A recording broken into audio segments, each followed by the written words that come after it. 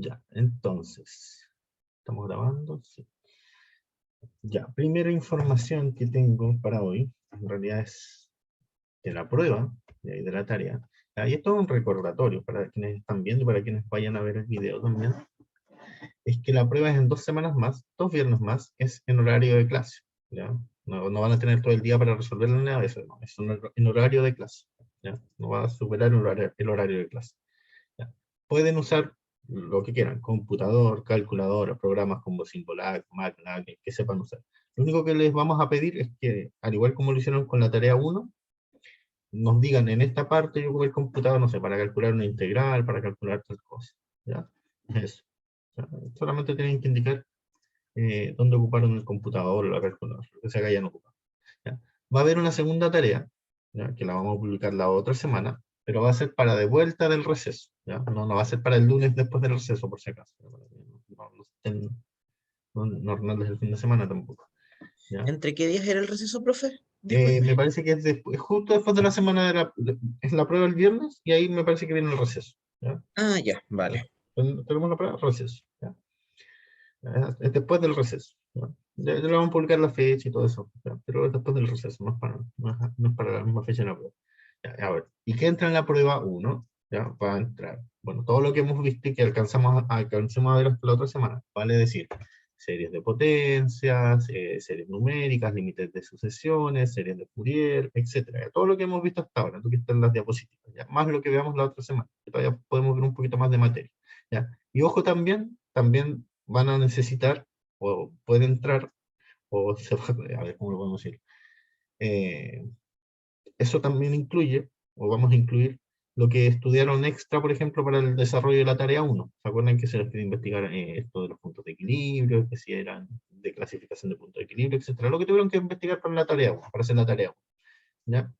Y también lo que necesiten para desarrollar las guías, ya que normalmente las guías se resuelven con la materia de las clases, normalmente. ¿Ya? Eso, entonces entra la materia que hemos visto hasta ahora, más la que veamos la que viene, la semana que viene, lo que tuvieron que investigar para hacer la tarea 1, la primera tarea, la tarea anterior, ¿ya? Y la materia que necesitan en general para resolver por completo las guías. ¿Ya? Para eso hay que resolver por completo las guías, o intentarlo al menos. ¿Ya? Ayer yo vi que Víctor estaba resolviendo un ejercicio de la guía, ¿ya? Uno de esta integral del 1, o sea, la integral del 1 partido en 1 menos x, ¿ya? Esa hizo Víctor, al menos el que yo alcanza a ver, esa hizo. ¿No? Que eso era lo mismo que la serie de los 1 partido en n cuadrado. No sé si hizo otro más, no, llegué más tarde. Entonces, todo de 0,1, de 0,1, ese hizo Víctor, ese es de la guía, por ejemplo. ¿Ya? Bueno, ¿queda alguna duda de lo que entra en la prueba? No, está todo Por mi bien. parte, profe, ninguna. Ok, ya, entonces básicamente es toda la materia, más lo que investigaron para la tarea 1, más más la materia que necesitan para resolver las guías. Ya, sí, digamos. Cualquier otra cosa, duda me dicen, ¿no? ¿Ya?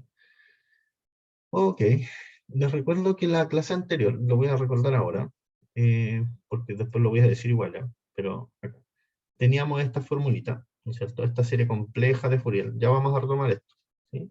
Entonces dimos una fórmula para los C sub n, ¿ya? Y ahora vamos a dar también una fórmula equivalente, ¿ya? Entonces recuerden que los C sub n se calculan con una integral, ¿ya? Eso quiero que recuerden. Acá hay una exponencial compleja. Ya vamos a ver, explicar todo eso, ¿ya? Pero no se olviden, los C sub n se calculan con una integral, ¿ya? Ahora sí. Entonces, pasemos de lleno a la clase de hoy, que en realidad partimos con un repaso. ¿Ya? Entonces, ¿qué vimos en la clase anterior? Vimos que se pueden integrar y derivar series de Fourier, ojo sí, con ciertas condiciones especiales. ¿Ya? Entonces, en el caso de la integración de series de Fourier, de una serie de Fourier, lo que yo requiero es que la función sea seccionalmente continua. ¿Ya? No requiero mucho tampoco, ¿no? Que sea seccionalmente continua. ¿Sí?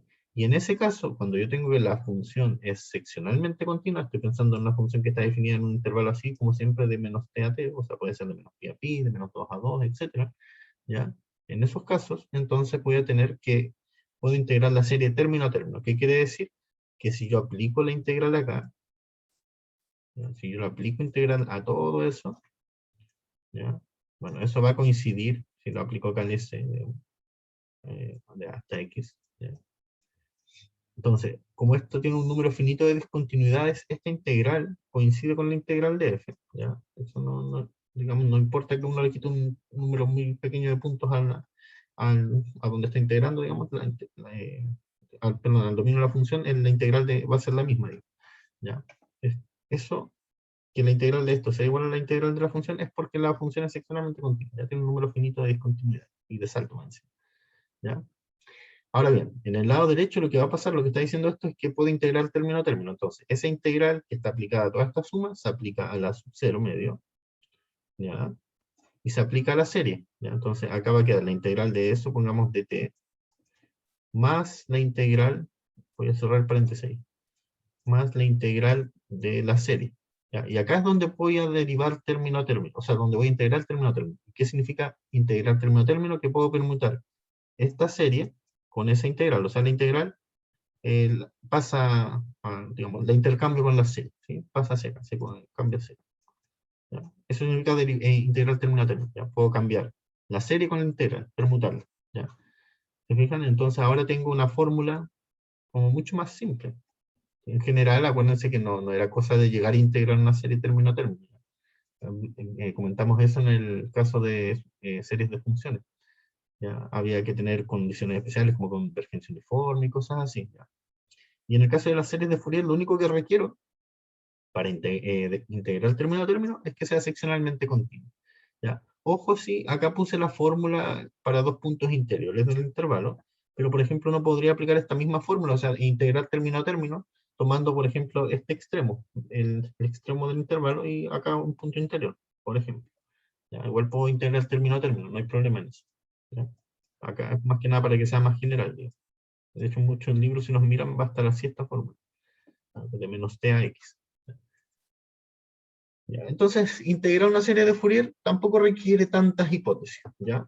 Sin embargo, cuando yo quiero derivar una serie de Fourier, eso sí es más complicado, ¿ya? Eso sí que no es cosa de llegar y intercambiar la serie con la integral, no. Ahí sí que hay que tener mucho cuidado, ¿ya? Y vimos un ejemplo donde, donde teníamos que la serie que al derivar la serie de Fourier, esa serie ni siquiera convergía, ¿ya? Así que hay que tener mucho cuidado, ¿ya? Entonces, ¿qué requiero para derivar una serie de Fourier? Requiero, de partida, que sea una función continua, ¿ya? Que sea seccionalmente suave. Eso quiere decir que la derivada tenga un número finito de discontinuidades de salto. Acá estoy diciendo f' seccionalmente continua, estoy diciendo que f es seccionalmente suave, ¿ya? Con estas dos cosas.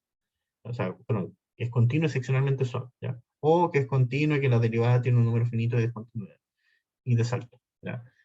Entonces, se fijan que ya de partida es mucho más de lo que le estábamos pidiendo en el caso de integración. Ya en el caso de integración era seccionalmente continuo, ahora es función continua, sin discontinuidades, y que la derivada tenga una cantidad finita de discontinuidades.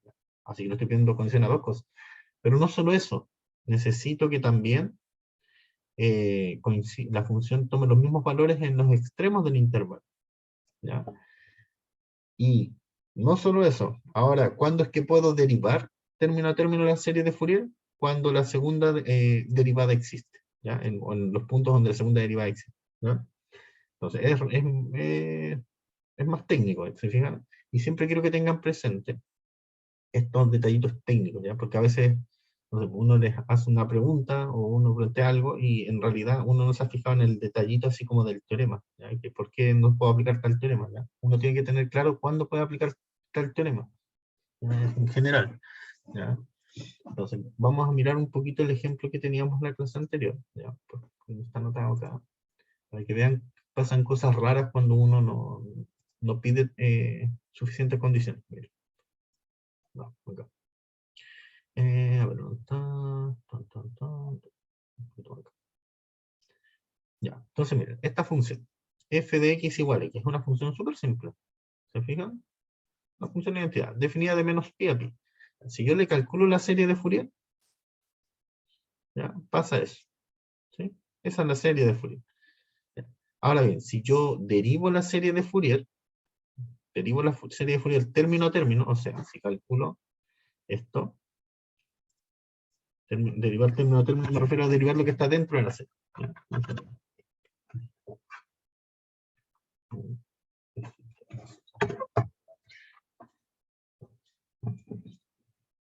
Si yo tomo la serie ahora de los derivados, miren lo que pasa. Voy a derivar.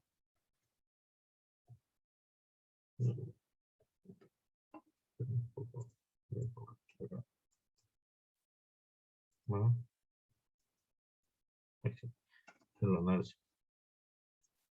voy a derivar. Entonces voy a tomar la serie desde n igual 1 hasta infinito de la derivada de todo eso.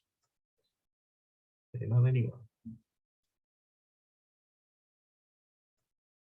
Es un X personal. Ya. Eso va a ser la serie de n igual a 1 hasta infinito, ¿ya? De menos 1 a la n más 1, partido en n. Como estoy derivando, y eso es una constante, entonces sale de la derivada, digámoslo así. ¿Ya? Por la derivada de seno de nx. Entonces eso va a ser por coseno de nx dividido, o perdón, multiplicado por lo que está acá en el argumento, por regla de la cadena, por n. ¿Sí? Así que esta va a ser la serie desde n igual 1 hasta infinito, se van los n, y entonces me queda menos 1 a la n más 1 por coseno de nx. ¿Ya? Eso pasa si yo derivo esta serie de Fourier término a término. ¿Ya?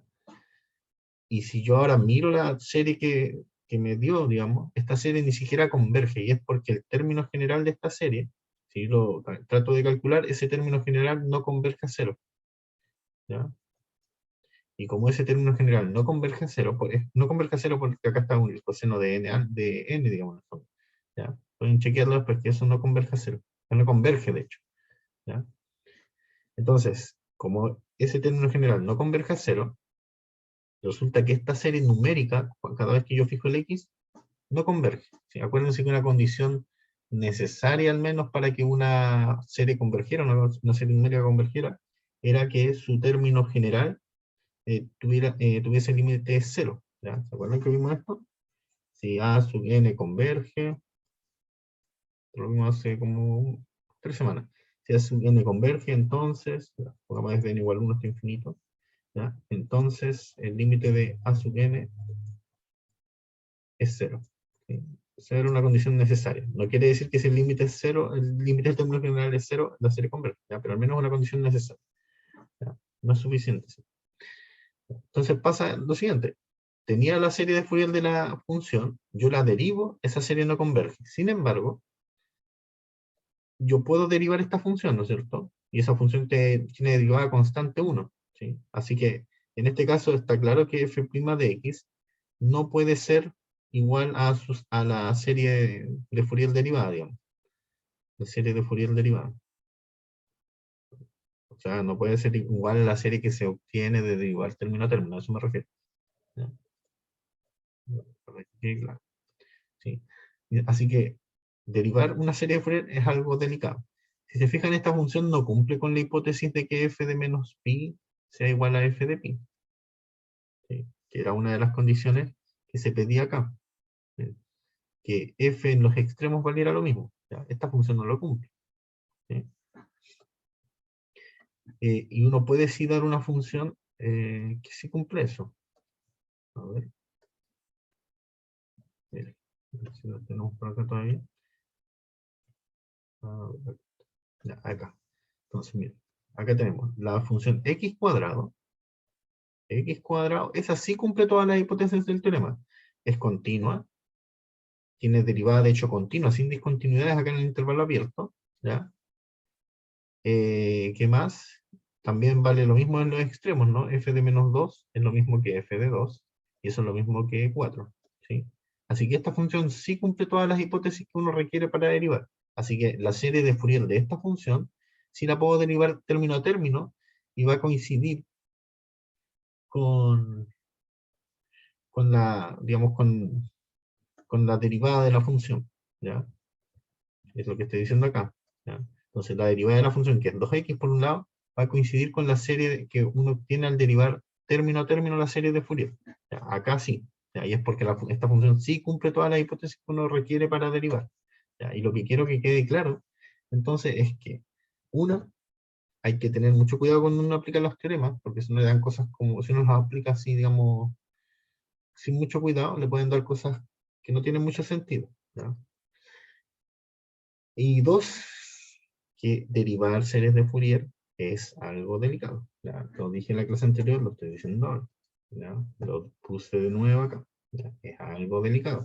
¿Ya? No es llegar y derivar la semana de la serie, yo la derivo y todo funciona bien. No, hay que chequear ciertas cosas antes de usar los teoremas. ¿Ya? Por algo los teoremas tienen hipótesis. Digamos. ¿Ya? Ya, preguntas sobre eso. ¿Queda claro que es delicado derivar término a término en una serie de Fourier? Requiere más hipótesis que las que uno requiere para integrar término a término en una serie de Fourier. ¿Sí o no? Digan algo, reclamen. Me quedó súper claro. Simplemente, no simplemente, pero hay que tener cuidado con no llegar y derivar cualquier cosa, cualquier Claro, tontera. y en general hay que tener cuidado cuando uno aplica los teoremas. ¿Ya? Siempre. Mm, Siempre que uno aplica los teoremas tiene que chequear a qué hipótesis pedía el teorema. Ah, ya pide esto. Ya, ok, se cumplen, sí, entonces lo puedo aplicar. Eso es algo como general. Ahí en el caso de serie Fourier, recalco esto de que hay que tener cuidado cuando uno deriva, porque requiere muchas hipótesis para hacerlo. ¿Ya? Ok, ya. Y la segunda parte de la clase anterior, en realidad era como una especie de repaso, pero ahora no estoy tan seguro que haya sido repaso porque no tengo muy claro qué es lo que vieron de números complejos cuando vieron números complejos. ¿Ustedes vieron forma polar, por ejemplo, cuando les pasaron números complejos? Si no les suena, es que no lo vieron eh, seguramente. yo por lo menos sí. ¿Sí? Ya, Ya. ok. Ya, ok. Entonces, ok, ya. Entonces eso no estaba tan seguro. ¿Eh? Asumí que habían visto todo, pero después me puse a pensar que tal vez no. Ya, pero vamos a hacer igual nuevamente un repaso de eso, ¿ya? Entonces, ¿qué es un número complejo? Lo voy a escribir acá arriba para que no tanto paréntesis ahí. Ya. Es algo de la forma A más B por I, ¿ya? ¿Qué es el A y el B? Bueno, son dos numeritos reales, ¿ya? Al A uno le suele llamar la parte real, digamos, y al B uno lo suele llamar la parte imaginaria. ¿Qué es el I? Es un número que no es un número real, pero que cumple esta ecuación, que I cuadrado es igual a menos 1. Obviamente no es real, porque los cuadrados de números reales nunca son negativos. ¿Ya? Entonces, todos los números de esta forma, el conjunto de todos los números de esta forma, uno lo llama el conjunto de números complejos. ¿Ya? Y uno sabe que es un cuerpo. ¿Ya? ¿Y a qué me refiero con que es un cuerpo? Básicamente a que la multiplicación de números complejos y la suma de números complejos son, o, son buenas, o que tienen o que tienen todas las propiedades que uno quisiera, digamos, tener. Ahora voy a explicar a qué me refiero con eso. Tienen eh, casi todas las propiedades eh, casi todas las propiedades buenas que uno quisiera tener. ¿Ya? Bueno, voy a ponerlo entre comillas. ¿A qué me refiero con eso? Cuando ustedes ven números reales, uno ve que la suma de números reales cumple ciertas propiedades. Por ejemplo, que la suma es conmutativa, que la suma es asociativa, que para cada elemento hay un elemento inverso, que hay un elemento en neutro, ¿no es cierto?, que es el cero, que además la suma de dos números reales es un número real, ¿no es cierto? Y entonces uno dice, ah, ya. Eso de que la suma de números reales sea un número real, eso se llama propiedad de clausura. ¿Ya? Entonces, todas esas propiedades tienen la suma. ¿Ya? Eso es lo que uno dice, ah, ya, la suma es un grupo, perdón, los reales con la suma son un grupo abeliano, ¿ya? Porque cumplen todas esas propiedades. Son un grupo abeliano. No importa si no saben lo que es grupo abeliano. De hecho, el grupo abeliano es más o menos lo que acabo de decir. Pero en general, ¿ya? Eh, es un conjunto con una operación que es conmutativa, conmutativa es lo importante, asociativa, elemento neutro, elemento inverso, propiedad de clausura. Eso en el fondo grupo abeliano. ¿Ya? Y los reales con la suma cumplen todas esas propiedades. ¿Ya? Y además los reales, cuando yo los miro con el producto, ¿no es cierto? El producto, voy a entrar sobre el producto, tienen varias propiedades también, ¿no es cierto? Es asociativo, hay un elemento, ¿cómo le llaman? No me acuerdo si se le llama neutro, pongámosle neutro, que no me acuerdo si el nombre es neutro multiplicativo. Neutro multiplicativo, el 1, a eso me refiero. ¿ya? El 1. Ya, el 1 por algo da lo mismo siempre, ¿no es cierto? ¿Qué más? Es conmutativa, ¿no es cierto? Eh, y la más importante, todo número real no nulo, tiene un inverso multiplicativo.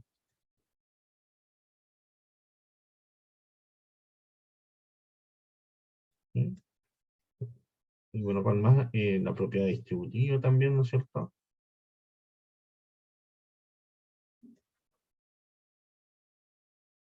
¿Ya? Que dice eso, es que A por B más C, igual a por B más A por C.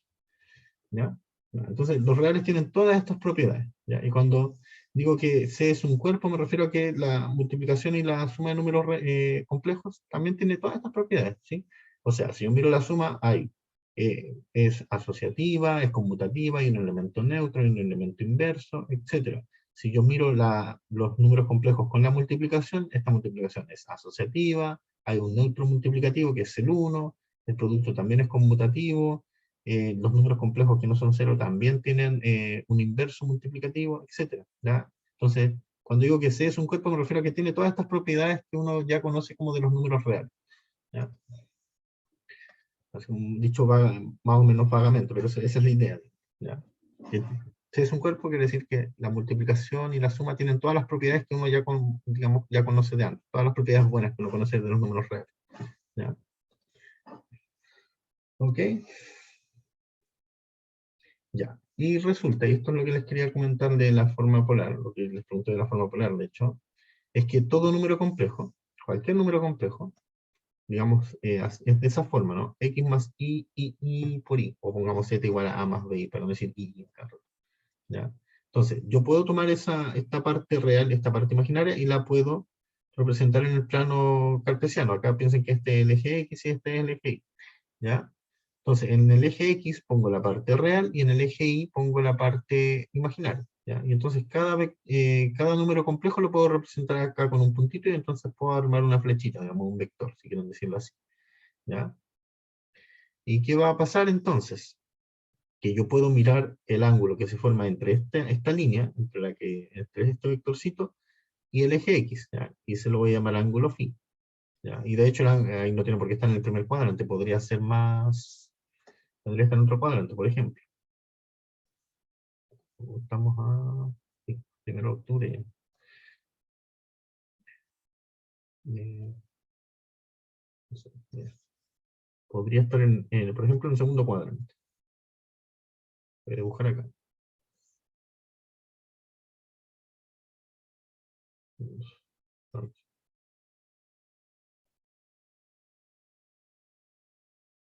Ahí, ¿ya?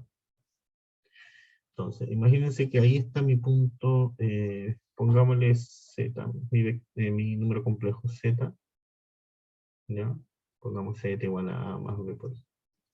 Entonces, este es el eje X, este es el eje Y. O si quieren, este es el eje de la parte real, este es el eje de la parte imaginaria. Entonces, el phi sería este. ¿Ya? El phi sería eso. El ángulo que se forma es el ángulo entre Z en general, y el eje X. Los ángulos ¿cómo se llama? Se miden en sentido anterior, ¿ya? Es ahí, ¿ya? En ese sentido. El eje X. ¿Ya? Al menos esa es la convención. ¿Ya? Y ahí está en el segundo cuadrante. También podría estar en el tercer cuadrante, el ángulo sería todavía más grande, ¿no es cierto? Superaría los 160 grados, o pi, sería más grande que pi, ¿no? Voy a hablar mejor en radianes, ya no tanto en grados hexagesimales. ¿Ya? Bueno, entonces, ¿qué es lo que pasa? Ustedes seguramente han escuchado esto de las coordenadas polares, ¿no?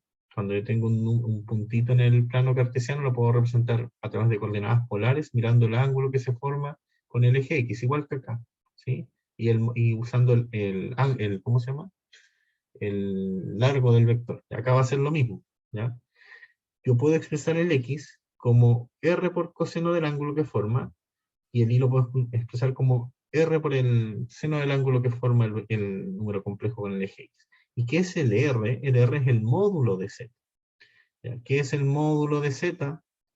El módulo de Z, si el Z tiene parte real A y parte imaginaria B, el módulo de Z es simplemente la raíz cuadrada de A cuadrado más B cuadrado. ¿Sí? Eso es el módulo. ¿Ya? Que coincide con el módulo que uno ve cuando uno ve esto como un vector acá en el plano cartesiano, ¿no? Así se calcula el módulo de un vector. Si no lo recuerdo. Me refiero a esto. Cuando uno le da un vector así, con una sola flechita, con una sola línea. El módulo de eso es un cuadrado más b cuadrado. Ahí está midiendo la distancia que hay acá desde el origen hacia ese punto, en esa línea recta. ¿No? En general, si acá se fueron un poco más, ¿no? ¿Ya? Okay, entonces esto quizá ya lo habían visto de las coordenadas polares. ¿Ya? Quizá ya lo han visto, quizá no. Nosotros vamos a hacer un ejemplito, por si acaso. ¿Ya? Entonces, veamos. ¿Ya? Ah, bueno, a propósito, antes de que cambie la data de entonces, me va a quedar el z así, ¿no? R coseno de phi más I por seno de, más I por R seno de phi. El único que hago es factorizar por R. ¿Ya? ¿Sí? Y ahí está, esa es la forma polar. R por coseno de phi más I por seno de phi. ¿Ya? Y el phi es un ángulo, eso sí, entre 0 y 2 pi. ¿Ya? Está medio acá, es lo que se puede hacer, pero de 0 a 2 pi. Ese es el ángulo que uno, ese es el intervalo que uno toma. Ok, entonces veamos un ejemplo. Este número.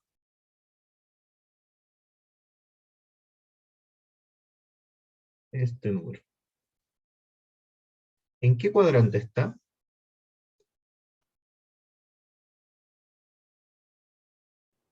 Segundo, Segundo cuadrante, ¿no es cierto? Vamos a tratar de dibujarlo. Así me sale bien, ya. Entonces, tiene parte imaginaria 1, ¿ya? Así que por acá tengo que ubicar el 1. ¿Ya? Y no, de hecho lo voy a ubicar un poquito más arriba, por la presión de que tengo. Entonces, ahí, el 1, ya. Raíz de 3 creo yo que es más grande que 1, no es 1, algo. ¿Vale? Entonces, por acá. Ahí está menos raíz de 3. Entonces, el puntito estará por acá, o menos. A ver si no me cayó mal el cálculo. ¿Ya? Entonces, si quiero dibujar, representar acá, va a ser así, ¿no? Este es el origen. Entonces, ponemos flechita. Entonces, por acá está Z. ¿Cierto? Quieren, o pongámoslo como un par ordenado, mejor, ya, entonces, acá va a estar el punto menos raíz de 3,1. ¿Cierto? Entonces, el ángulo phi que estoy buscando es justamente, ¿dónde estamos? Otro color quiero, acá. Este es el ángulo phi que estoy buscando. ¿Sí? ¿Ya? También, bueno, y el módulo lo calculo directo, ¿no? Es la parte real al cuadrado, más la parte imaginaria al cuadrado, y entonces va a ser raíz, menos raíz de 3 al cuadrado, más 1 al cuadrado, y eso es la raíz de 4, y eso, ese es el módulo. ¿Sí? Así que en realidad lo más complicado es calcularle el ángulo. ¿Cómo puedo encontrar ese ángulo?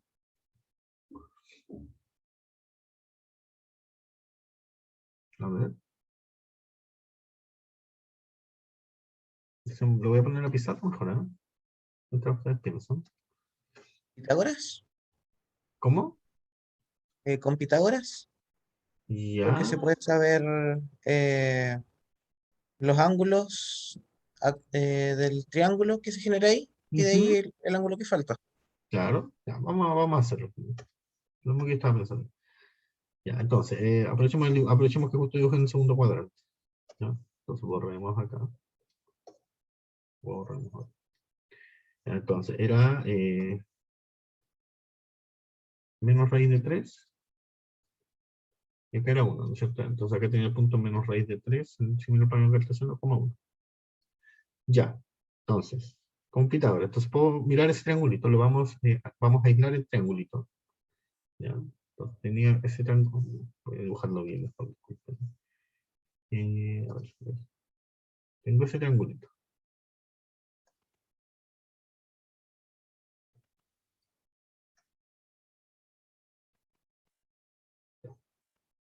Aislamos el triangulito. Esto es súper informal, ¿no? Aislamos el triangulito.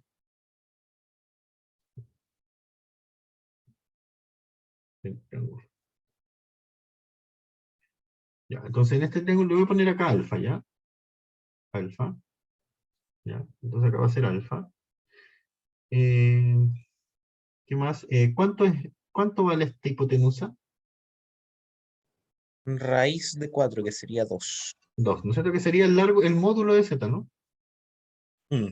¿Sí? Ya, entonces 2. Ya, acá vale ese cateto, ¿se llama cateto? Sí, raíz de 3. No, no me acuerdo mucho los nombres, ¿eh? Y acá 1, ¿no es cierto? Ya, entonces, ¿cómo encuentro ese ángulo alfa?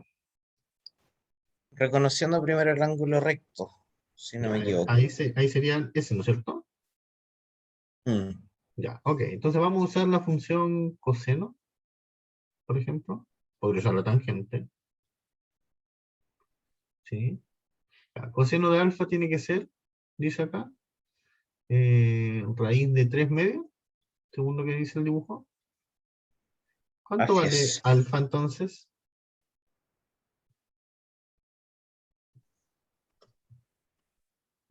Por último en sexagesimales, después lo pasamos a radianes. Por último en grado, después lo pasamos a radianes. ¿Era 60 grados o no? 60 grados. No me acuerdo bien. Creo que es Disculpe. 30 grados. ¿Ya? Y sexto. ¿Ya? Eh, 30 grados. Acuérdense que pi es como 180 grados, ¿no? Ya. Sí, sí, sí, es 30 grados, 30 Sí. grados. Sí, sí, Bueno, toda la razón. de todas maneras pueden chequear con calculador. Yo, a ver, ¿cómo es que hacía esto? Yo tampoco nunca me acuerdo de todo, ¿eh? Si soy re malo para acordarme de estas cosas. ¿Cómo es que lo hacía? Yo me acuerdo que formaba un triángulo equilátero, algo así. Entonces acá era 30 grados, 60 grados, acá 90 grados. Entonces acá yo sabía que era L medio, L medio. Y acá esto era L medio raíz de 3, me parece, si uno calcula esa altura. Y entonces coseno de 30 grados es L medio raíz de 3. Claro, eso hacía yo me acuerdo cuando no me acordaba de estas cuestiones. Mm. Así que en 30 grados, ¿sí? Y que en radianes, o eso es pi sexto. Ya. Acuérdense que los ángulos están de 0 a 2 pi, así que hay que expresarlo en radianes. Ya, no en grados. Ya, entonces, alfa vale pi sexto, pero ojo, eso es el valor de alfa. Entonces, ya casi que hay pi sexto, ¿ya?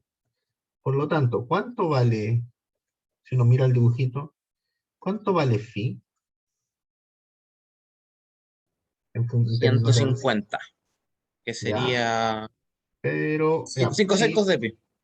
sí, exactamente, pero es que quiero que miren el dibujito. Sería el ángulo completo acá de pi, ¿no es cierto? De 170 grados, o sea, es pi menos ese angulito de ahí, ¿no es cierto?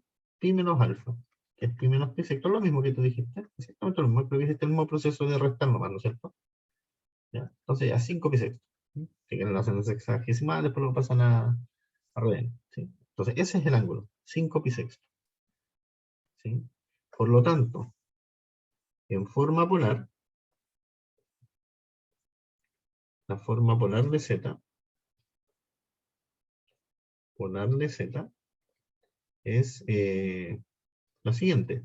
Dijimos, es el módulo, que es 2, ¿no es cierto? Por el coseno del ángulo, que en este caso es pi sexto, más i por seno de pi sexto. ¿No es cierto? Esa es la forma polar. ¿Ya? Es. Y nada más. Justo. Al final, la mayor dificultad quizás sea calcular el ángulo, ¿ya? Y para eso es bueno hacer dibujito. ¿Sí? Eso es bueno hacer dibujito. Ya. Ok. Bueno, acá está también hecho de otra forma, ¿no? Que lo explicamos un poco. Eso viene de acá. ¿No? Viene de acá. Si el x vale menos raíz de 3 y el r vale 2, ¿ya? Entonces me va a quedar esa ecuación, ¿no? Y acá lo mismo, si el i vale 1 y el r vale 2, me va a quedar esa ecuación. Así que despejo Despejo ahí y van a dar las ecuaciones de abajo. ¿Ya? Que no son las mismas que resolvimos. Nosotros resolvimos una ecuación para alfa, por si acaso. ¿Ya? Lo que pasa es que para encontrar el phi es más fácil encontrar el alfa primero, el otro angulito más chiquitito. ¿Ya? Por eso acá que dice geométricamente se puede decir que phi vale tanto. ¿Ya? Okay. Geométricamente quiere decir haciendo el dibujito y así calculando el ángulo. ¿Ya? Bueno, esa es la forma polar. ¿Sí? Ya, y resulta que hay una fórmula bien bonita cuando uno tiene los números complejos, o al menos números complejos de módulo 1 en forma polar, ¿ya? Y es la siguiente, la que se llama la fórmula de Moir, ¿ya? O muy breve, si quieren en español, ¿ya? Es un nombre francés medio complicado de pronunciar, ¿ya? Ya, ¿y qué dice? Dice, si yo tengo coseno de phi más i por seno de phi elevado a n, eso es igual a simplemente el coseno del ángulo ponderado por n, más i por el seno del ángulo ponderado por n, multiplicado por n. ¿Ya? Y lo que uno hace después es definir la exponencial compleja. De hecho, si uno define la si uno define la exponencial compleja como de esta forma, entonces lo que está diciendo esto es simplemente que e elevado a i teta elevado a n, ¿no es cierto? Es lo mismo que e elevado a i por n teta, si uno traslada esta fórmula a exponencial compleja. ¿Ya? Acá, ojo, teta es un número real. ¿Ya? Bueno, y eso es lo que vimos en la clase anterior, ¿ah? Que la exponencial compleja se podía definir de esta forma, y ojo que había que tener un poquito, o sea, no cuidado, pero esto venía de hacer la serie de, ¿cómo se llama? Venía de usar la serie del exponencial. Si no lo recuerdan, la serie del exponencial era así. Eh, era así. 1 más, desde n igual 1 hasta infinito, de x a la n por n factorial. Ya, cuando uno pone x igual a i por teta, con el teta un número real, ¿ya? Y uno hace los cálculos y separa las series como de buena forma, va a llegar exactamente a que va a salir la serie del coseno, ¿ya? Va a aparecer la serie, o pongámoslo acá va a aparecer la serie de coseno, ¿ya? Por un lado, más y veces por la serie de seno, y por eso es que queda esta formulita, ¿ya? Porque uno reemplaza x igual a y por teta en la serie de la exponencial, ¿ya? Entonces ahora cuando uno mira esta fórmula que notamos recién de Moir, en términos de la exponencial, lo que está diciendo es simplemente que e elevado a i teta elevado a la enésima potencia, eso es igual a coseno de, perdón, eso es igual a e elevado a i por n teta. ¿Sí? Eso es lo único que está diciendo esta forma. ¿Ya? Y ahora bien, la exponencial compleja se puede definir para estos numeritos, los números de la forma i por teta, que se llaman los imaginarios puros. ¿Ya? Pero ahora uno puede también definir la exponencial compleja ya no solamente para este tipo de números complejos, sino que lo define para los números complejos en general. ¿Y cómo la define entonces? Bueno, uno hace más o menos lo más lógico, sería aplicar, definirla de forma que se cumplan las propiedades que uno va a querer después. ¿A qué me refiero con eso? Por ejemplo, que e elevado a z1 por e elevado a z2 sea lo mismo que e elevado a z1 más z2, por ejemplo. Ya, todas esas propiedades buenas que tiene la función exponencial real, por ejemplo. ¿Ya? Entonces, ¿cómo uno haría esto? Uno lo define así nomás, e elevado a por e elevado a b por i. ¿Sí? Acá la y el b son reales, así que esto va a quedar como e elevado a por coseno de b, si estamos aplicando la fórmula acá arriba, más i seno de b. ¿Ya? Así como calculo una exponencial compleja en general. ¿Ya? ¿Cuánto sería el módulo? A ver, cuando tengo el número escrito así, ¿cuánto sería el módulo?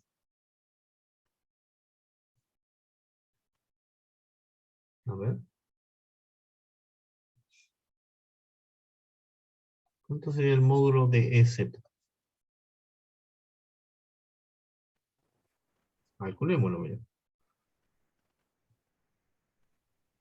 Sería e elevado a a por coseno de b al cuadrado más e elevado a por seno de b, todo eso al cuadrado, ¿no es cierto?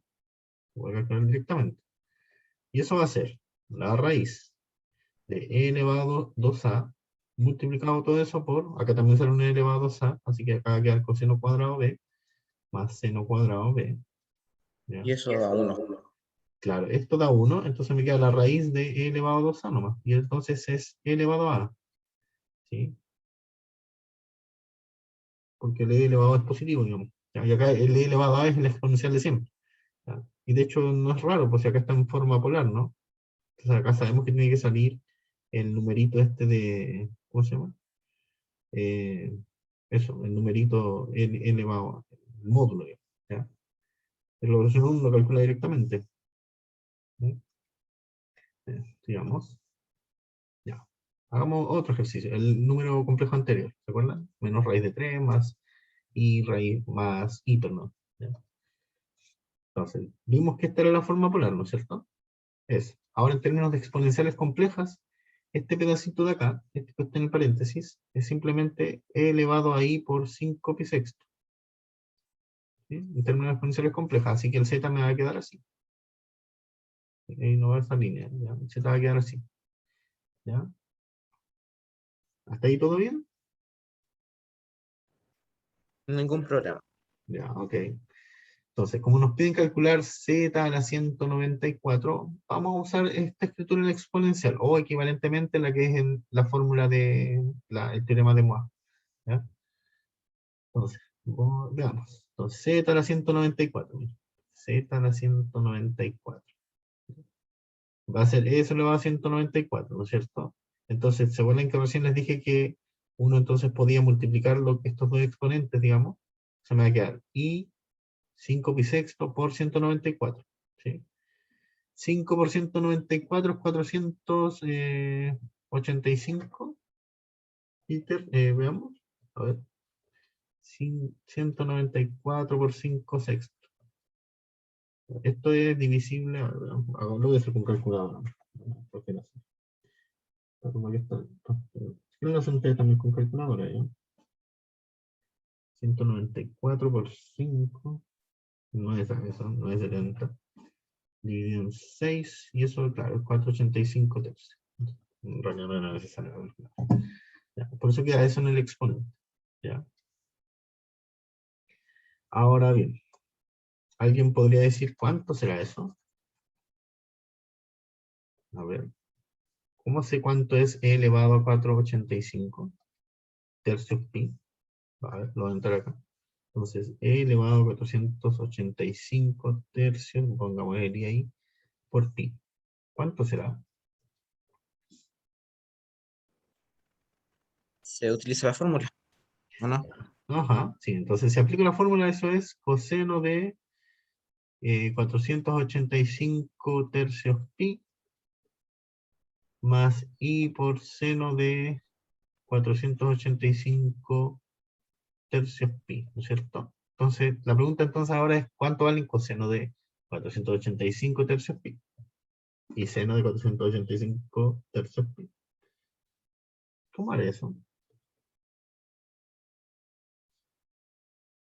A ver, tratemos de expresar esto ¿cómo se divide esto? A ver, 1, 18, 16.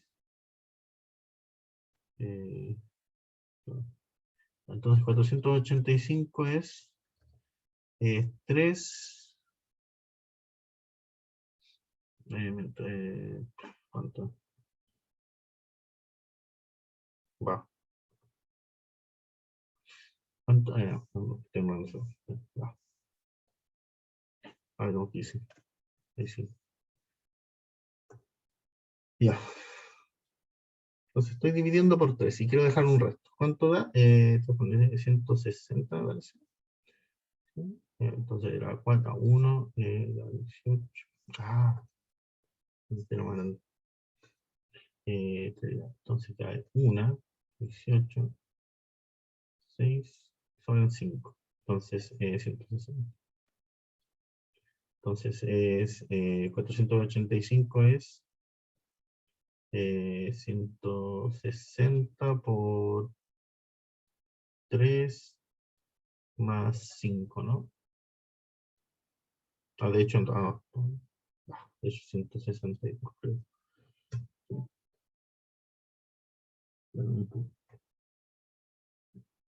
No, me pasó. No, 3%. Eso. 3%, ah, no, pues falta bajar el 5, perdón. 101, ya, y sobrando. Eso, ya, eso. Estaba dividiendo nomás por si acaso, no estaba haciendo nada extraordinario. Entonces, lo importante es que acá 485 es 3 por 161, a ver si me sirve esto, más 2, más 3, no me sirve. O sea, está bien, pero no sé si me va a servir. A ver, se va a ir. No, eso. Ya.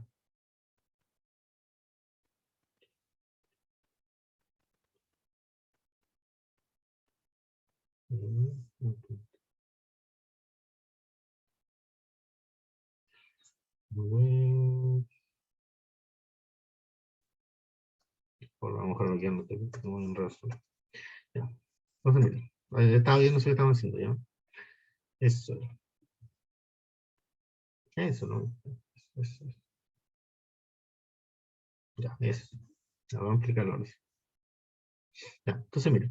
Este 4 es lo que estábamos haciendo recién. Ya. Este 485 tercios es lo mismo que eso de ahí, ¿no es cierto? Es lo que estábamos viendo recién. Dijimos, 485 es, lo que pasa es que por 161 no me va a ayudar mucho, ya es 3 por 160 más 5. ¿Sí? Así que 485 tercios es lo mismo que 160 más 5 tercios. ¿Ya? ¿Y por qué sirve hacer esto? Miren, ¿por qué sirve hacer eso? Ya. Acá no está puesto, pero lo vamos a colocar acá, lo vamos a agregar. O lo agregamos en la pizarra. Para que quede escrito. Ya, entonces, arreglemos esto. Ya. Pa. Entonces, esto está bien. Ya. Entonces, esto es lo mismo que coseno de 160 más, ¿cuánto era? 5 tercios por pi, ¿no es cierto? Más i por seno de 160 más 5 tercios por pi. ¿Sí? Ya, y ahora resulta lo siguiente. Puedo multiplicar ahí por pi, va a quedar así, pues, 160 por pi más 5 tercios pi más i por seno de 160 pi más 5 tercios pi. Ya, y si uno se da cuenta, 160 pi es un múltiplo de 2pi, es 80 por 2pi, ¿no es cierto? Y se acuerdan que coseno y seno son funciones 2pi periódicas, así que yo cada vez que le sumo al argumento de seno y coseno un múltiplo de 2pi, el valor es el mismo. Así que esto va a ser lo mismo que coseno de 5 tercios pi, ¿ya? Más i por seno de 5 tercios pi. ¿Sí? Estoy usando que ahí que coseno y seno son 2pi periódicas. Son 2pi periódicas. Que tienen periodo 2pi. ¿Sí? Por eso que me queda coseno de 5 tercios pi, seno de 5 tercios pi, porque esto es un múltiplo de 2pi lo que estoy sumando a los 5 tercios pi. Es 80 veces 2pi. ¿Ya? Así que dicho eso, entonces uno sabe que la forma polar de z elevado a 194 es esta de acá. Es e elevado a 5 pi tercios, ¿ya? Ese sale de lo que expliqué recién, ese 5 pi tercios, ¿ya? Por 2 elevado a 194, ¿sí? Está en forma polar. Se fijan que está en forma polar, así que automáticamente el módulo de z elevado a 194 es eso que aparece ahí, 2 elevado a 194. ¿Sí? Si no lo ven tan directo, lo pueden calcular con las formulitas que hay. Miren. Si no lo ven tan directo. Entonces, si quisieran calcularle el módulo z elevado a 194, que no es la ideal, porque para eso nos ponen en forma polar para que sea más fácil, sería así. 2 elevado a 194 por, bueno, al cuadrado. Qué horrible.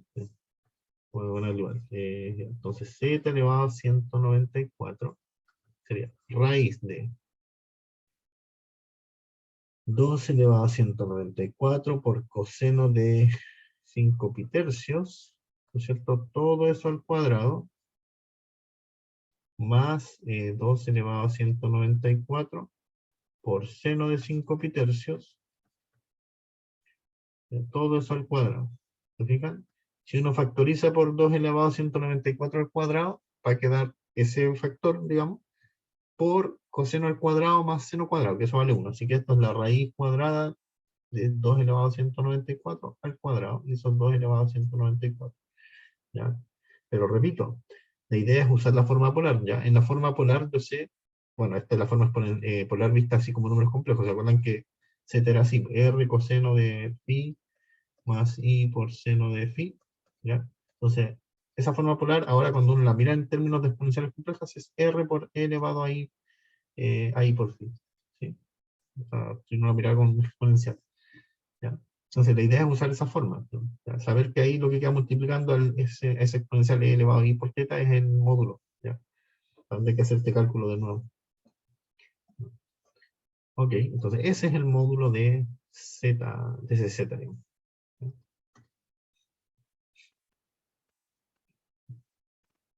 Ah, y obviamente está por el ángulo puedo saber en qué cuadrante está, ¿no es cierto? ¿En qué cuadrante está? Si el ángulo es 5 pi tercios.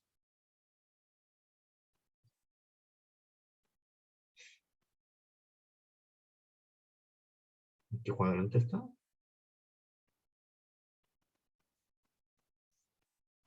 A ver, no me dice, pero entendamos por qué está en el cuarto cuadrante. Entonces, si el argumento le llamamos, ¿no? Bueno, yo digo el ángulo, o argumento, o ángulo, ¿no? O argumento, o argumento. Es 5 pi tercios. ¿Sí? ¿En qué cuadrante está? Está respondido en la diapositiva, pero entendámoslo un poco. ¿Por qué están en tal cuadrante? Entonces dibujemos, miren.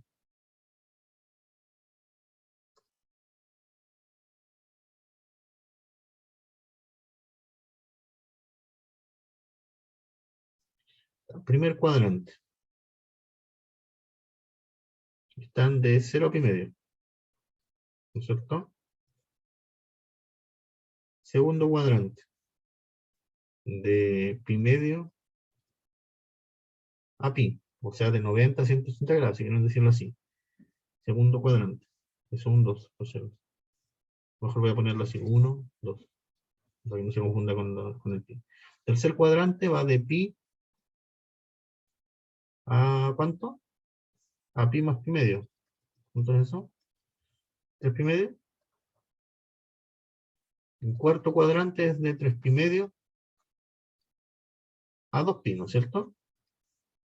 Entonces lo único que hay que hacer es ver en cuál de estos rangos está el 5 pi tercios. Y 5 pi tercios yo diría que es mayor que 5 pi tercios yo diría que es mayor que 3 pi medio. ¿O no? A ver, se van los pi. Ya 5 tercios mayor que 3 medios. Sí, ¿no es cierto? Porque uno multiplica cruzado, bueno, se cumple. O sea, 5 pi tercios es mayor que 3 pi medio y es menor que 2 pi. ¿Ya? Entonces notar que 5 pi tercios se mueve en ese rango de 2 pi a 3 pi medio. ¿Ya? Así que está en el cuarto cuadrante. ¿Ya? Es mirar un triángulo. ¿Ya?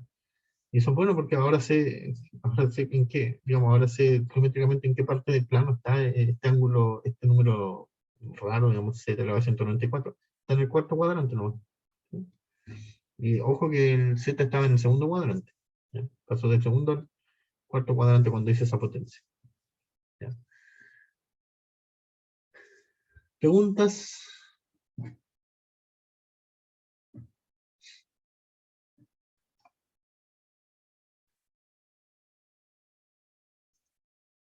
¿Qué más llegó? ¿Alguna pregunta? Sí, no.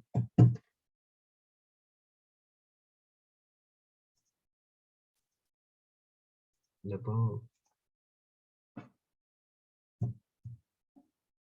Bueno, no hay preguntas, parece. Bien. Bueno, y entonces tenemos números complejos, tenemos exponenciales complejos, y ahora los vamos a relacionar con las funciones trigonométricas que uno conoce de antes, que son el coseno y el seno. ¿Ya?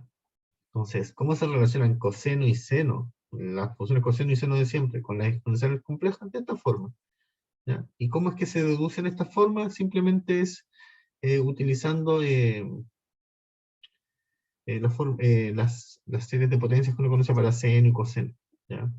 Y para las exponenciales, ¿ya? Esas tres series de potencias. Uno las mezcla, las suma de manera adecuada, como dice acá, digamos, uno suma la serie que va a dar L elevado a X, de hecho, más fácil que eso. ¿No? De hecho, mucho más fácil que eso. Miren, o sea, esa es una forma, pero ahora se me acaba de ocurrir. E elevado a X es coseno de X más I seno de X, ¿no es cierto? Y elevado a menos IX es coseno de menos X más I por seno de menos X. Ya, despejan y, bueno, esto es coseno de X menos I seno de X. Es más fácil de hecho. ¿Ya? Despejan y les va a dar esa fórmula. ¿Sí? A ver si suman, se van los senos y les va a dar el medio. ¿Sí? Si suman, si suman va a quedar así, ¿no? 2 coseno de x es igual a e elevado a x más e elevado a menos x. ¿Ya? Y ahí despejan el coseno. Y después hacen un paraceno, solamente que tienen que restar. ¿Ya? Así que de ahí salen esas fórmulas. Fue mucho más rápido de lo que estaba pensando al principio. ¿Ya? ¿Ya? Y esto es importante, ¿ah?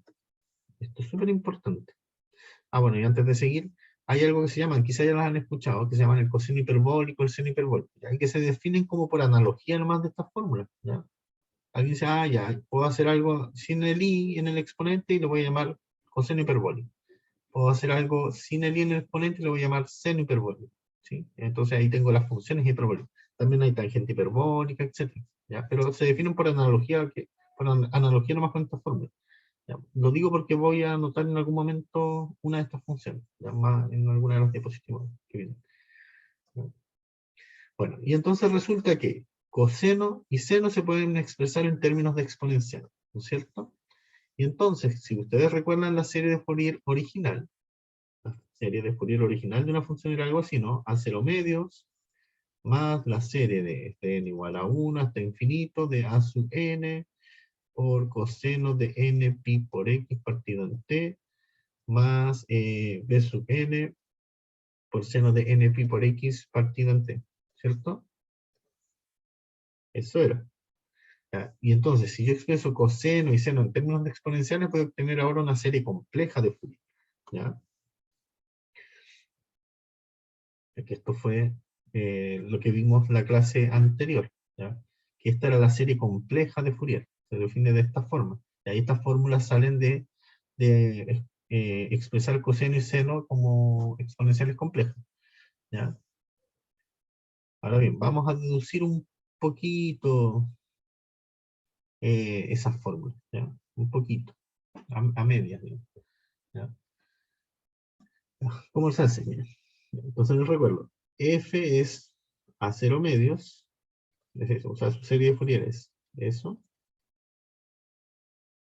¿ya? Por a sub n por coseno de n pi por x, partido por t, más b sub n por seno de n pi por x, partido por t.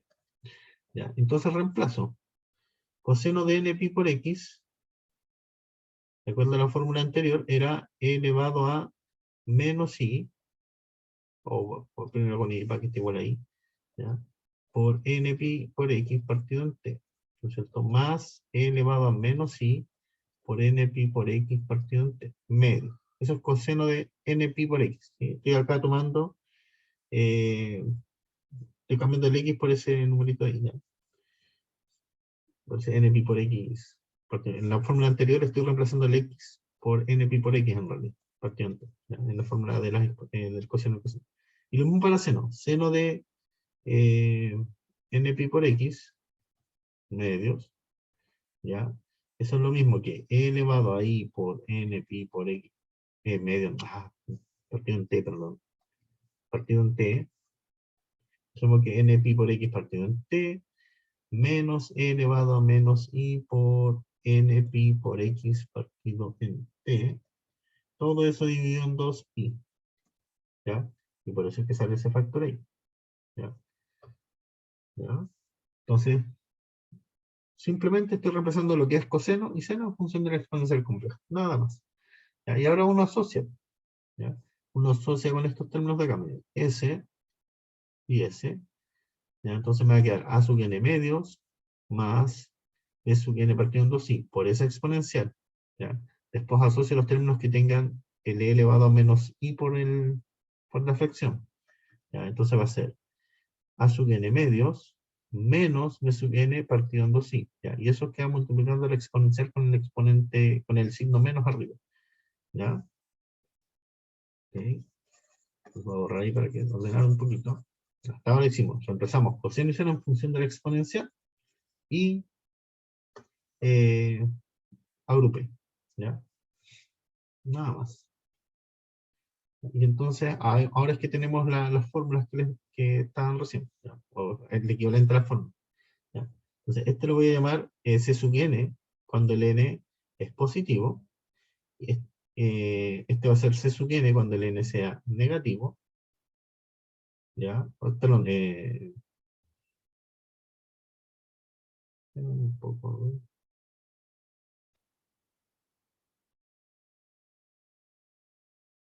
Ah, perdón, nada, nada que ver, ya. O sea, sí, sí, está bien, pero o sea, está bien. Ya, pero está muy extraño. Entonces, ¿cómo se va a relacionar el C sub n y el A sub n de la serie original? Mira, o sea, el F era eso, ¿no es cierto? ¿Ya? Sí, medio, más B sub n. A sub n por coseno de algo, más B sub n por seno de algo. ¿Ya? Entonces, ¿cómo se van a relacionar el A sub n y el C sub n? Se van a relacionar de esta forma. C sub n, cuando el n sea positivo, va a ser eso de ahí. C sub 0, o sea, cuando n vale 0, va a ser a 0 medio el C sub 0, y cuando el n sea negativo, va a ser esto de acá. ¿Ya? ¿Sí? Y acuérdense cómo uno calculaba los C sub n. Ya, el C sub 0 era, si miramos la diapositiva anterior, miren, ¿dónde está? Acá está. Voy a aislar el C sub 0. ¿Ya? El C sub 0 es 1 partido en 2t, sí, en 2t, por la integral de menos t a t por f de x por e elevado a menos i por i x partido en t. No, perdón, sin eso, el C sub 0. Sin C sub 0, sin eso. Y ya queda elevado a 0. Entonces eso es el C sub 0. Y si recuerdan, esto es un medio de A sub 0, de la serie original. Entonces por eso que el A sub 0, por eso que el C sub 0 es un medio de A sub 0. ¿Ya? Ok, preguntas. Ah, borrar ahí. Preguntas.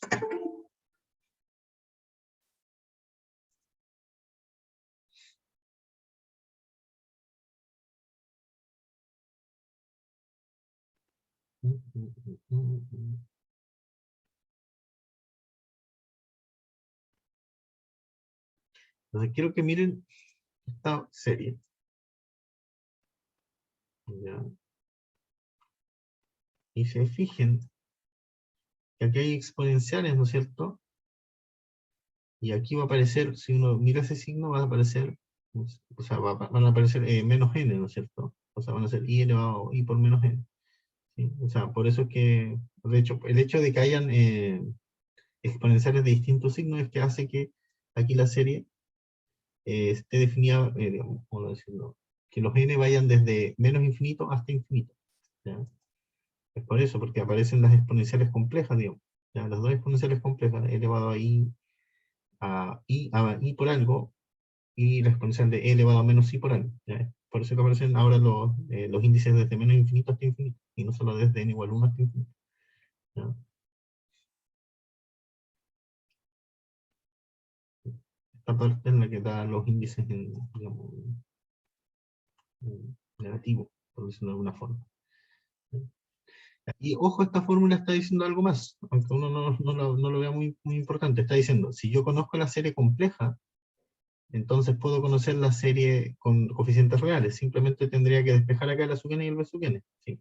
Y de la misma forma, si yo conozco la serie de Fourier con coeficientes reales, también puedo conocer la serie compleja a través de estas fórmulas, ¿sí? Así que puedo, si tengo la serie compleja, puedo obtener la serie real, digámoslo así, y si tengo la serie real, puedo obtener la serie compleja también, ¿ya? Puedo pasar de una a otra, ¿ya? A través de estas fórmulas de conversión, por eso se llaman fórmulas de conversión, ¿ya? No hay ninguna pregunta.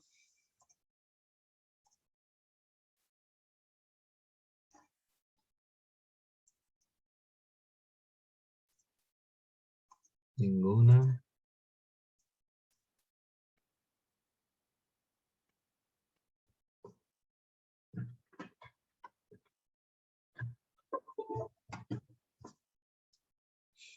Bueno, no hay ninguna parece. Ya. Entonces, hagamos un ejemplo concreto. Hagamos la función exponencial e elevado a por x. ¿Ya? Acá que la no sea de cero nomás, lo único que voy a hacer. ¿Ya? Acá el t vale pi.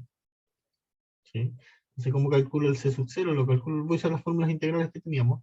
Va a ser 1 partido, lo recuerdo, c sub 0 es 1 partido en 2t, integral de menos t a t, por, perdón, df de x. ¿Sí?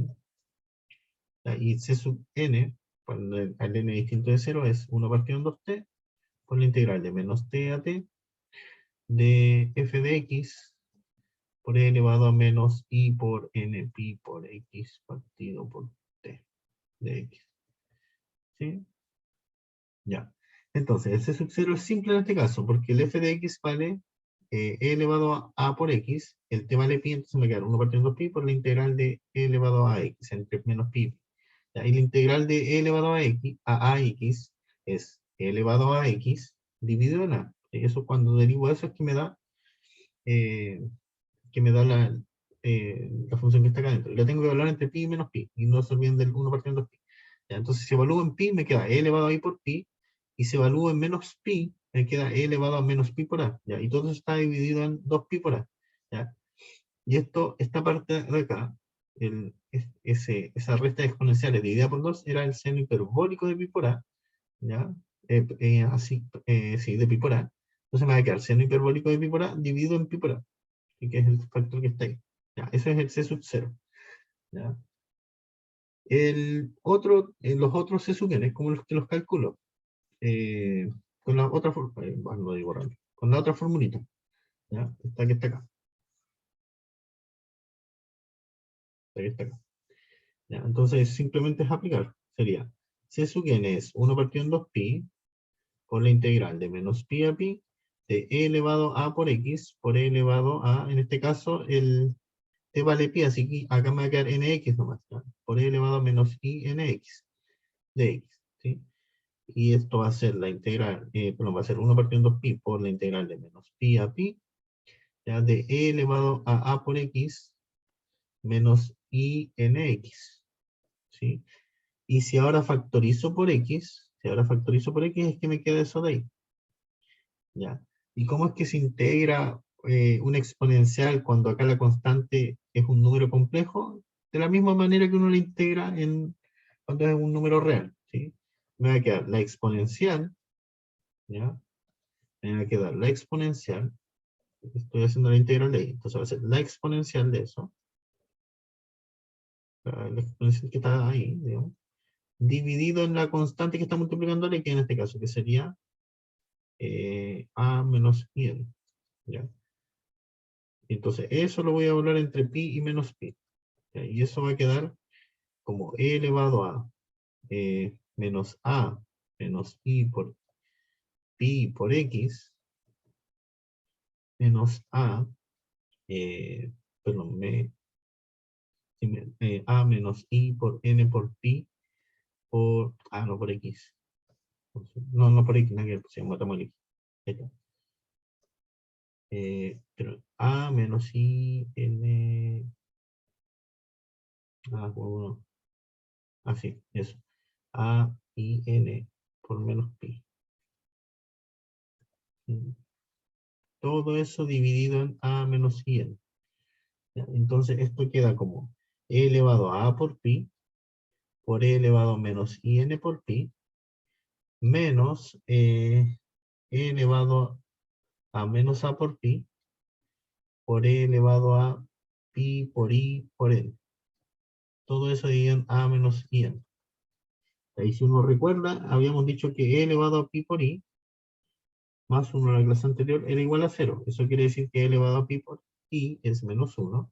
¿Ya? Y entonces si hago e elevado a pi por pi por n, i por n, o sea, si hago e elevado a i por pi elevado a n, va a ser eh, no, por pi.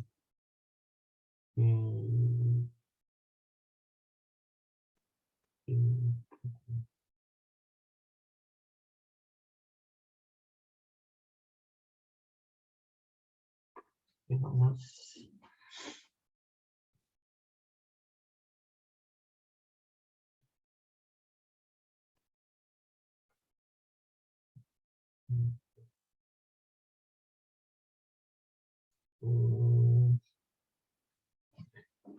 ¿Alguien me sigue todo esto? Claro.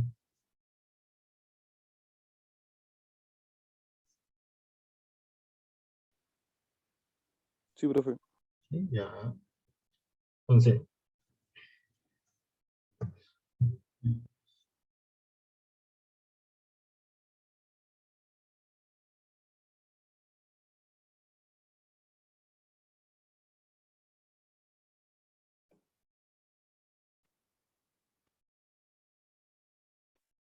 me queda menos pi, acá me queda pi.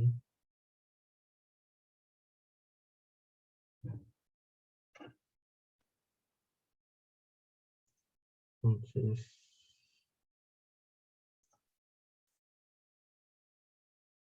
bueno, me dice que falta un menos 1 ya. ¿Por qué 1000? Lo voy a revisar igual para la otra clase, pero ya. Entonces, va a quedar, vamos a hacerle la pizarra. Ya. Entonces, me confundo un poco. Entonces, era así, ¿no? Lo voy a revisar de todas maneras para la otra clase, ya. Era menos pi a pi de e elevado a menos i por n por x, ¿no es cierto? De x.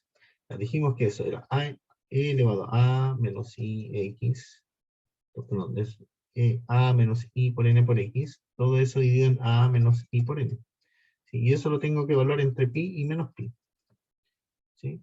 Entonces, si evalúo en pi va a quedar así, e elevado a menos i n por pi, ¿no es cierto? Eso lo puedo sacar como factor común, no importa.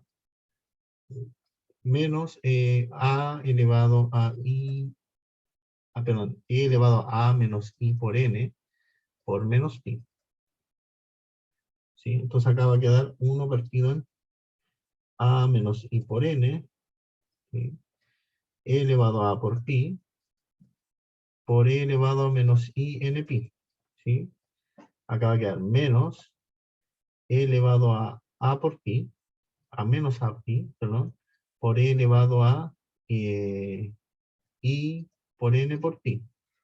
¿Sí? Entonces les decía que uno había visto que e elevado a pi por i más 1, de hecho lo podemos calcular, e elevado a pi por i es lo mismo que coseno de pi más i seno de pi.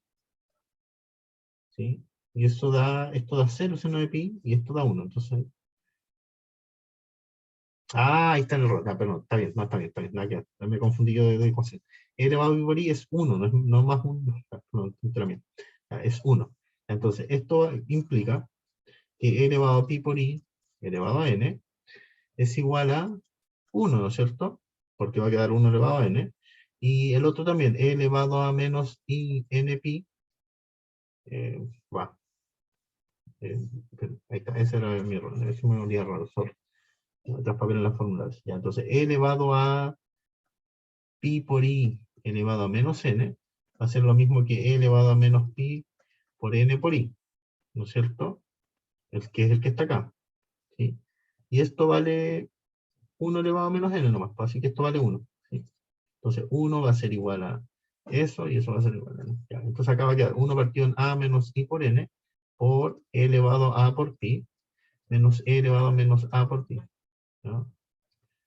Y esto es la parte que se va a convertir en un seno hiperbólico, una función hiperbólica, ¿ya? Llamamos, ahora sí.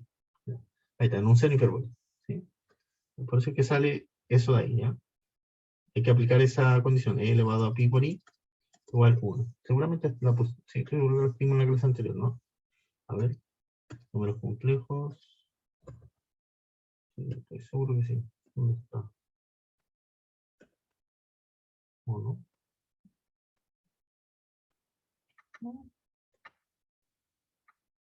¿Dónde está? Ah, sí, sí. A ver, más 1. A ver, elevado a pi es, no, pues coseno de pi más i seno de pi. A ver, está mal. Entonces. ¿El coseno de pi es menos 1? Ah, ya, sí, tiene razón. Está bien, está bien, está bien, está bien. Va. Entonces está mal, algo está mal, ¿no es cierto? Ya, entonces hay que corregir algo, vaya. Corrijámoslo al tiro. Bien, ya, malo, malo, malo. Ya, entonces hagámoslo, no, sorry, ¿no? Sorry, está bien, gracias. Estoy confundiendo de entera. Ya, entonces e elevado a i por pi es igual a menos 1, ¿no es cierto? Ya, entonces e elevado a menos, hagámoslo ahí. E elevado a menos n i por pi es lo mismo que e elevado a i por pi elevado a menos n. Eso entonces va a ser menos 1 elevado a menos n, ¿cierto? Y eso es lo mismo que menos 1 a la n, ¿sí? Y e elevado a, lo mismo, análogo, a i por n por pi va a ser menos 1 a la n entonces. ¿Ya? Entonces acá falta un factor menos 1 a la n, ¿no? ¿Sí? Eso es el que falta. Ya, entonces arreglemos ahora en la diapo cómo quedaría. ¿Dónde está? Ah, lo puedo compartir. Oh, gracias, me fue lo del coseno, una tontería. Ya, ¿dónde estamos? Acá. Entonces lo único que hay que arreglar acá es un menos 1 a la n, ¿no? Entonces acá quedaría por seno hiperbólico por menos 1 a la n. Entonces acá es por menos 1 a la n. ¿Sí? Ya, eso es. Ah, y ojo, cuando yo evalúo en n igual 0 esta expresión, ¿ya? Me va a quedar así, ¿no? A partido en a cuadrado, bueno, esta expresión y lo multiplico por eso me va a quedar a dividido en a cuadrado por por e elevado a pi por a, menos e elevado a menos pi por a. ¿Ya? Bueno, es que ahí la puse con exponencial. ¿Ya? Esto es lo mismo que seno hiperbólico de pi por a dividido en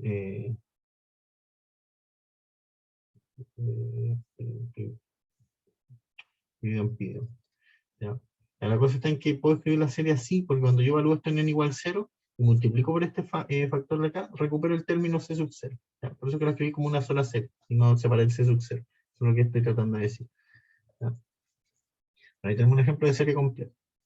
¿Ya? Se pueden calcular más, obviamente. ¿Ya? Hay que tener cuidado siempre con estos menos 1 y cosas así. ¿Ya?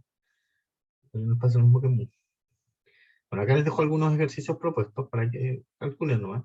¿Ya? Por ejemplo, para la f de x cuadrado. ¿Ya? Saquen la serie de Fourier compleja, y lo mismo para esta función, que está definida por trampa. ¿Ya? Noten que esta función tiene una discontinuidad en 0, por si acaso. ¿Ya? Entonces, ahí están las series complejas. Verifiquen qué son esas las series complejas de Fourier. ¿Ya?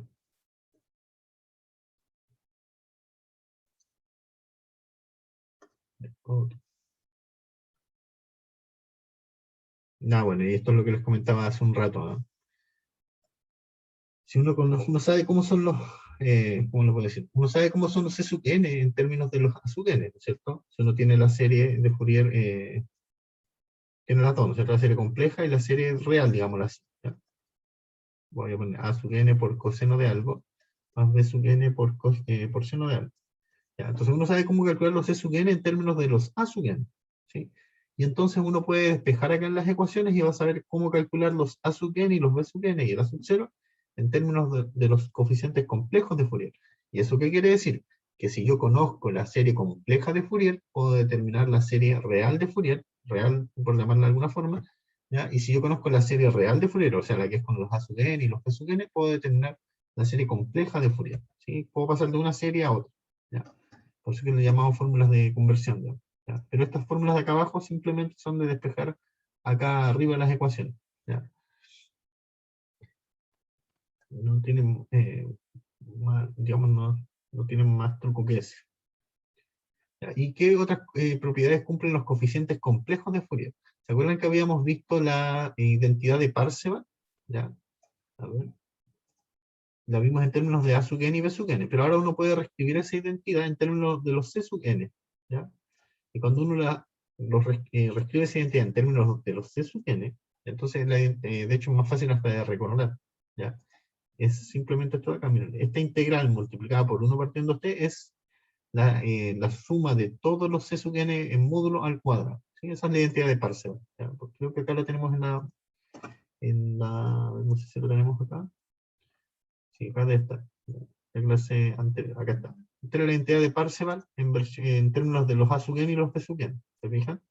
Es media difícil de recordar, ¿ya? Pero en versión compleja es mucho más corta de recordar, mucho más fácil de recordar. ¿Ya? Ya no hay ya no hay tantos cuadrados, digamos, ahí son solamente los C sub n al cuadrado. Ojo, sí, la suma es sobre todos los n, desde n igual a menos infinito hasta infinito. ¿Ya? Normalmente uno separa el C sub 0, ¿ya? Y lo calcula aparte, ¿ya? Normalmente. O al menos yo casi siempre lo hago así. ¿No? Pero porque, para tener un poquito de cuidado, ¿no? ¿Ya? Entonces, tenemos la identidad de Parseval versión compleja, ¿ya? Ojo, en principio, siempre hemos hablado de funciones que van de menos t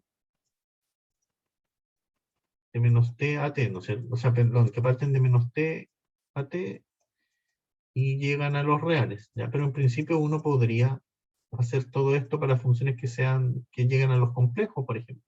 ¿Ya? Hacer todo esto de Fourier para funciones que llegan a los complejos, ¿ya? Solo que no lo hemos hecho, ¿ya?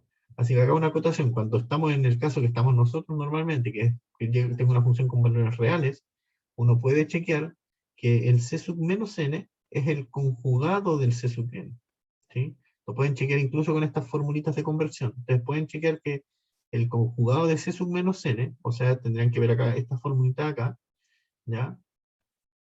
Es exactamente C sub n, ¿ya? Es la formulita que estoy poniendo acá, ¿ya? No pueden chequear con estas fórmulas directas. Háganlo después, un buen ejercicio, ¿ya?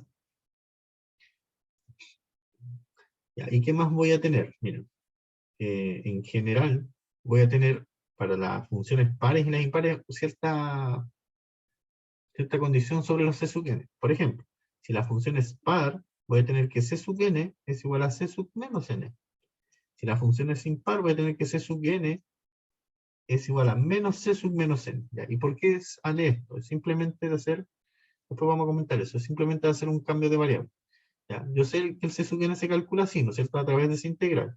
¿Ya? Así que si yo hago el u igual a menos x, si yo hago el u igual a menos x, entonces me va a quedar así, ¿no? De u es igual a menos de x. ¿Sí? Y entonces me va a quedar acá de x es menos de u.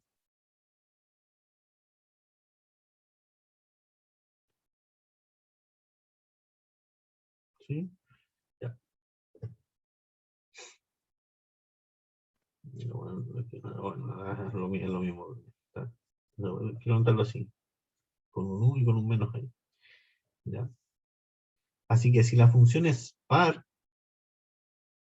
acá me va a quedar, ¿cómo se llama? Me va a quedar f de u, ¿cierto? Con ese menos me va a quedar menos f de u. ¿Sí? Y eso se va a traducir entonces en que el c sub n es igual al c sub menos n.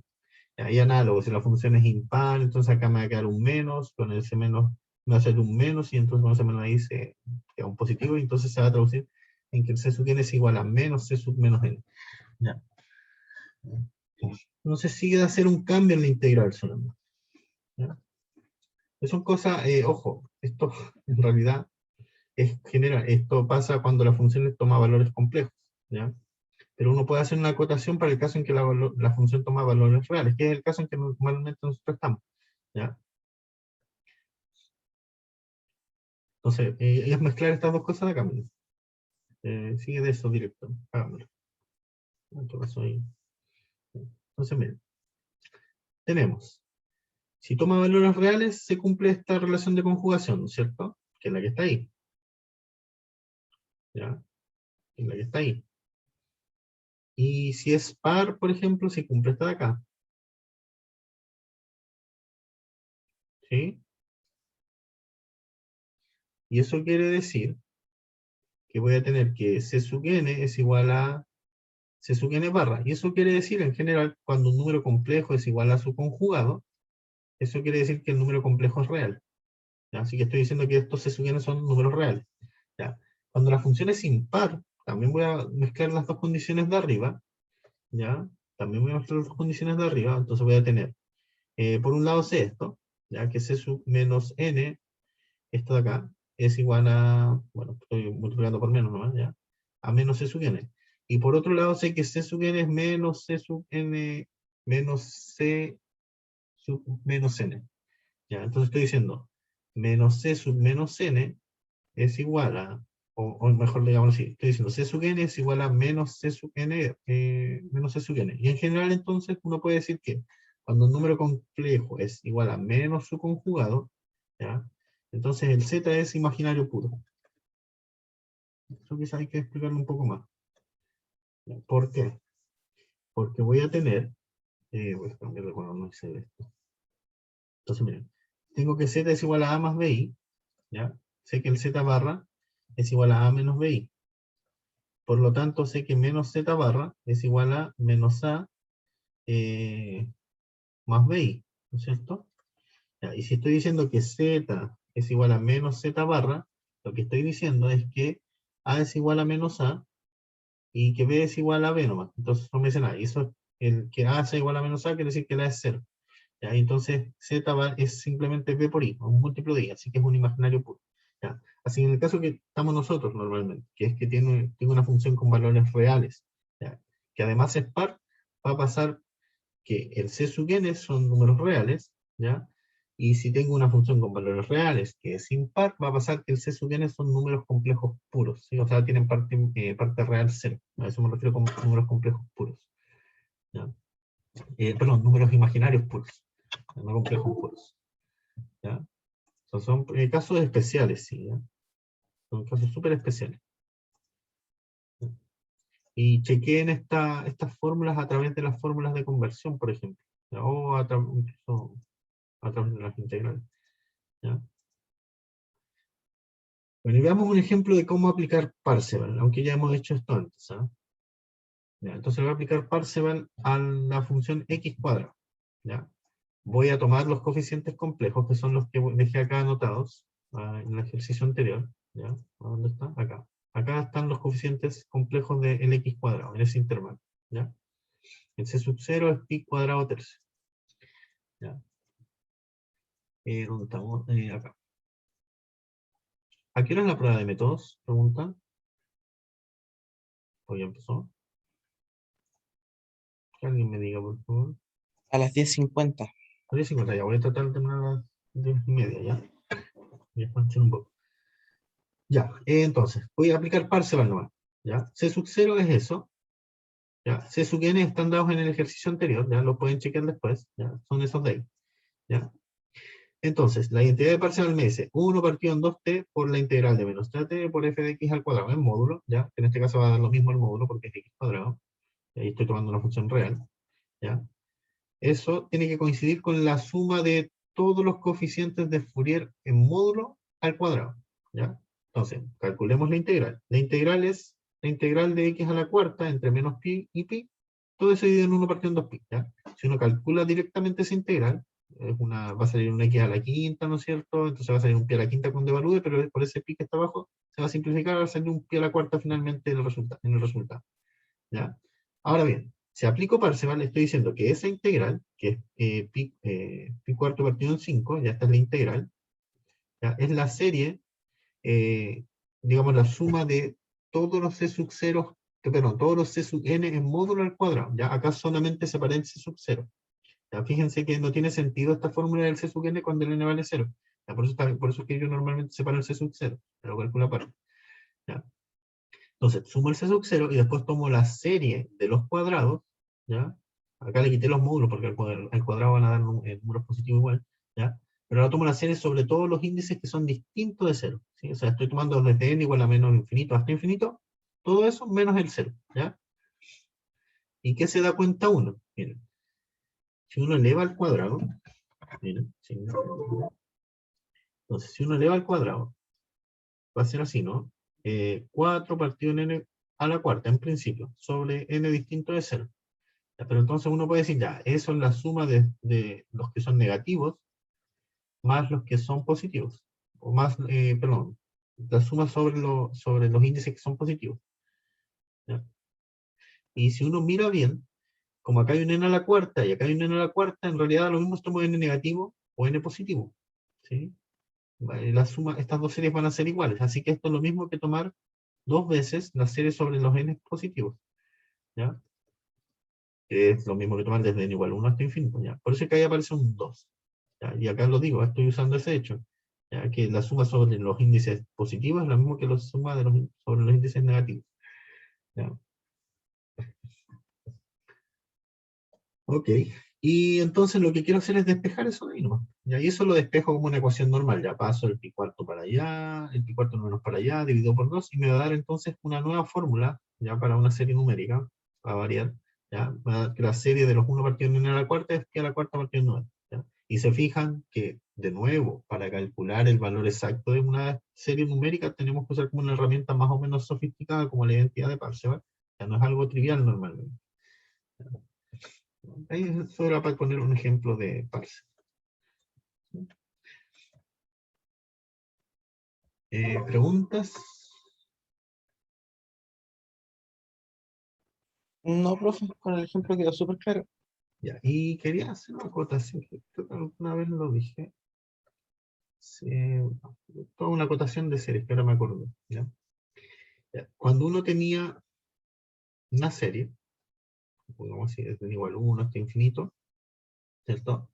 Que es condicionalmente convergente. Quería decir eso, ya lo voy a decir, que es condicionalmente convergente. Entonces lo que les dije una vez es que, dado un m número real, de que esto era el teorema de reordenamiento de Riemann, ¿ya? Dado m un número real, existe un reordenamiento de los índices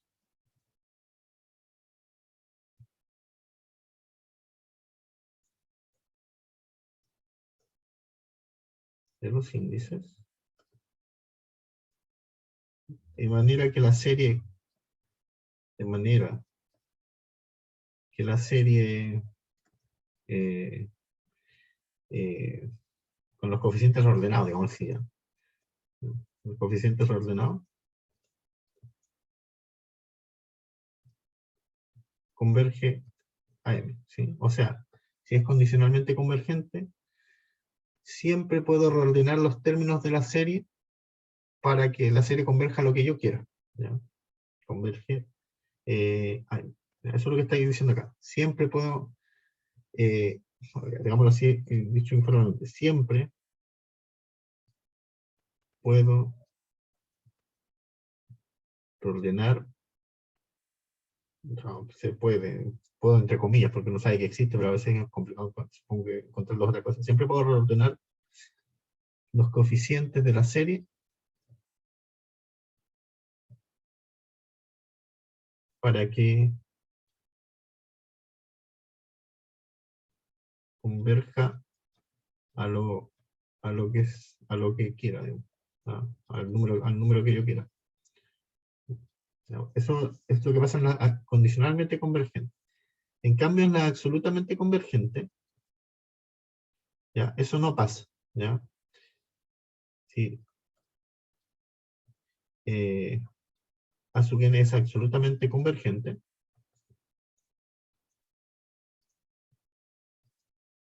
en realidad esto es el comentario nuevo, ¿eh? O quizá lo dije, no me acuerdo. Ya, si A sub n es absolutamente convergente, entonces su valor no depende del orden de los coeficientes. No depende del orden de los coeficientes. O sea, puedo reordenar los coeficientes y el valor de la serie no va a cambiar. ¿Ya? Es como, eso, digamos, la diferencia con las series condicionalmente convergentes. ¿Ya? De los coeficientes. Y bueno, voy a recordar lo que es condicionalmente convergente y absolutamente convergente. Entonces, eso es absolutamente convergente, como en la clase 4 por ahí. Absolutamente convergente si la serie de valores absolutos es convergente. ¿Ya? ¿Ya?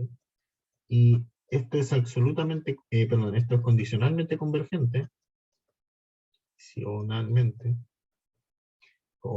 que converge condicional, o que la convergencia es condicional, lo mismo, convergente, si es convergente,